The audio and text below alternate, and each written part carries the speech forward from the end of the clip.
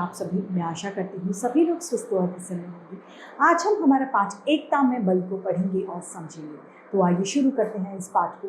ये है पाठ 9, एकता में बल।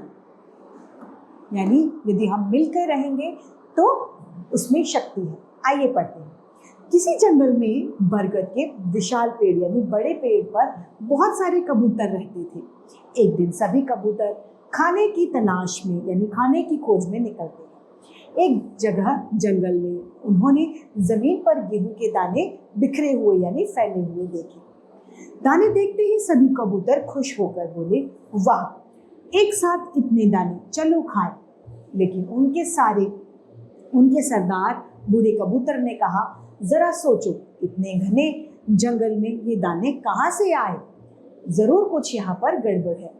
लेकिन नौजवान यानी जो नए लड़के थे, नए कबूतर थे, उन्होंने बूढ़े कबूतर की बात पर ध्यान नहीं दिया और जमीन पर उतरकर चार बार चुगने लग जाते हैं। दाने चुगते हैं। बूढ़ा कबूतर बहुत दुखी हुआ। वह पास के पेड़ पर बैठ गया। पेट भरकर दाना चुगने के बाद कबूतर उड़ने की कोशिश करने लगे, पर उड़ नहीं पाए क्योंकि वे अब जाल में फंस गए थे। अब उन्होंने बहुत प्रयास किया लेकिन उन्होंने अपने आप को जाल में फंसा हुआ पाया। सभी कबूतर घबरा गए और जोर जोर से गुटरगू करने लगे। तब बूढ़ा कबूतर बोला, चिल्लाओ मत, नहीं तो कोई आ जाएगा, यानी बोलो मत, नहीं तो कोई आ जाएगा। सभी कबूतर बोले, हमसे गलती हो गई, हमें बचा लो। तभी उन्होंने देखा कि बहेलिया यानी शिकारी भागता भागता आ रहा है। वे घबरा गए लेकिन बूढ़े कबूतर ने हिम्मत नहीं छोड़ी।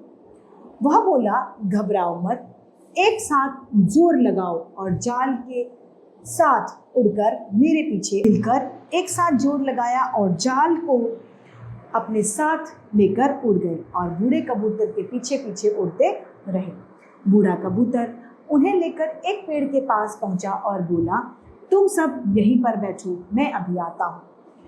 थोड़े ही देर में बूढ़ा कबूतर अपने दोस्त यानी मित्र चूहे को अपने साथ लेकर आया और कबूतरों के पास लेकर आ पहुंचा। चूहे ने नुकीले यानी तीखे दांतों से जाल को काटकर सभी कबूतरों की जान बचा ली, सभी के प्राण बचा लिए। सभी कबूतरों ने चूहों को धन्यवाद दिया यानी थैंक यू बोला और आगे से बड़ों की बात मानने की कसम खाई। तो इस पाठ से हमें शिक्षा मिलती है कि हमें हमेशा अपने से बड़ों की बात को मानना चाहिए। इसी के साथ ये पाठ समाप्त होता है और मैं उम्मीद करती हूँ सभी को ये समझ में आया होगा। आज के लिए इतना ही, फिर मिलते हैं। धन्यवाद।